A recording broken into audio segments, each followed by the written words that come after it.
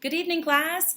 I hope y'all got a chance to watch the skip counting video earlier, and hope you got up and got moving and did it with us. Tonight I'm going to read us a story, Ada Twist, Scientist, and I'm going to do it a little bit differently than the last one. I'm just going to go ahead and read all the way through, and then I'll give you a task at the end. All right, so let's get started.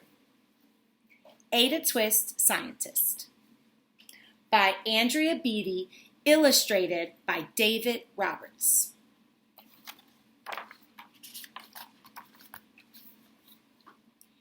Ada Marie, said not a word till the day she turned 3. She bounced in her crib and looked all around, observing the world, but not making a sound. She learned how to climb and made her big break, with a trail of chaos left in her wake. She ran through the day, chasing each sound and sight, and didn't slow down till she camped out at night.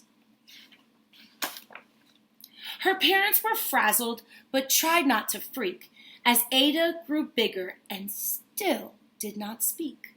Clearly, young Ada, with lots in her head, would have something to say when it ought to be said.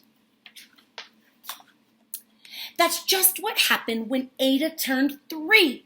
She tore through the house on a fact-finding spree and climbed up the clock just as high as she could.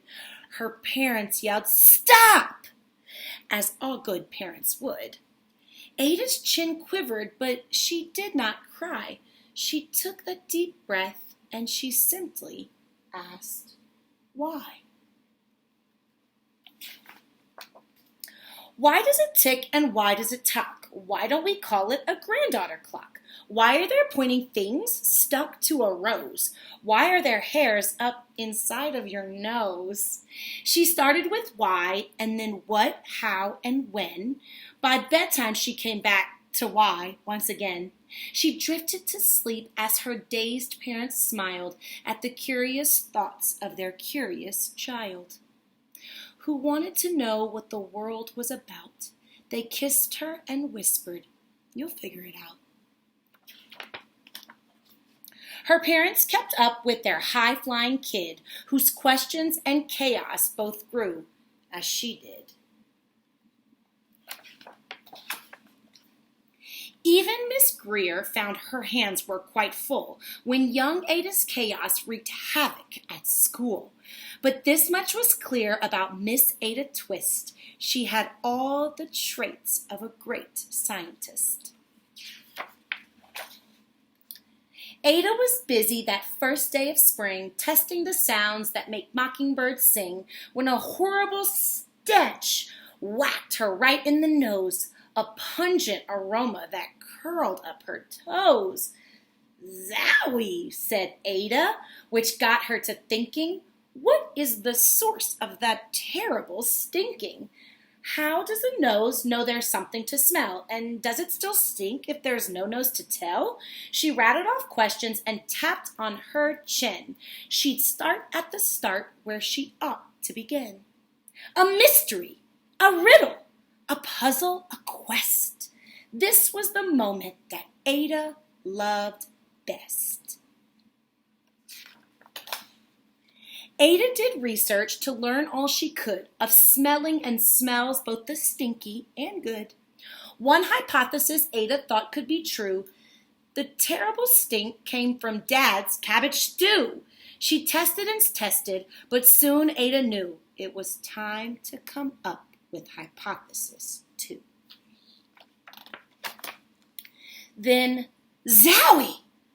The stink struck again, just like that. Hypothesis 2, it's caused by the cat. The cat couldn't make such a stink on its own. It needed perfume or some fancy cologne. So young Ada tested. The test was a flop. She started again, but her parents yelled, "Stop!" Ada Marie, to the thinking chair now. By the time we count 3. "Enough," said her mother. "That's it," said her dad. Her parents were frustrated, frazzled, and mad. Why? Ada questioned. Her mother said no. What? Ada queried. Her father said go. You've ruined our supper. You've made the cat stink. Enough with your questions. Now sit there and think. She looked at her parents. Her heart turned to goo. Poor Ada Twist didn't know what to do.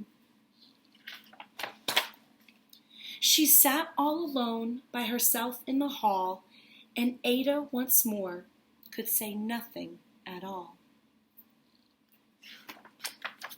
And so Ada sat, and she sat, and she sat, and she thought about science and Stu and the cat, and how her experience made such a big mess. Does it have to be so? Is that part of success? Are messes a problem? And while she was thinking, what was the source of that terrible stinking? Ada Marie did what scientists do. She asked a small question, and then she asked two. And each of those led to 3 questions more.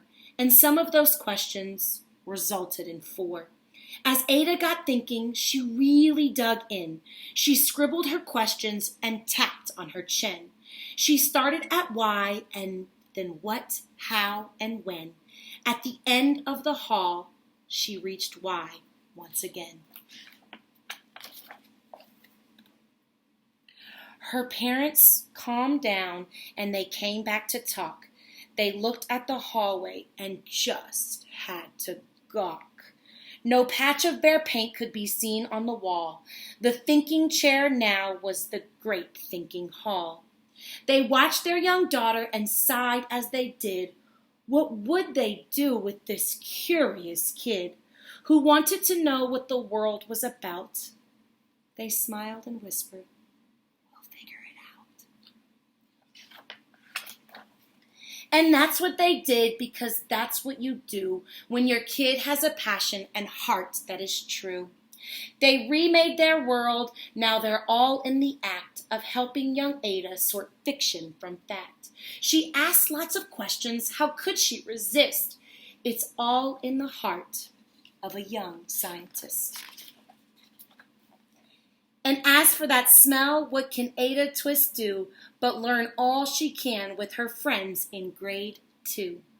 Will they discover the stink that curls toes? Well, that is the question. And someday, who knows? The end. All right, friends, I hope you enjoyed our story about Ada the scientist. My task for you is in the comment section, if you can, leave a question that you have about something in the world. It can be why something works the way that it does, or why something looks the way that it does. I can't promise that I'll have all the answers for you, but I'd love to hear your questions. Have a great evening, and I'll see you tomorrow.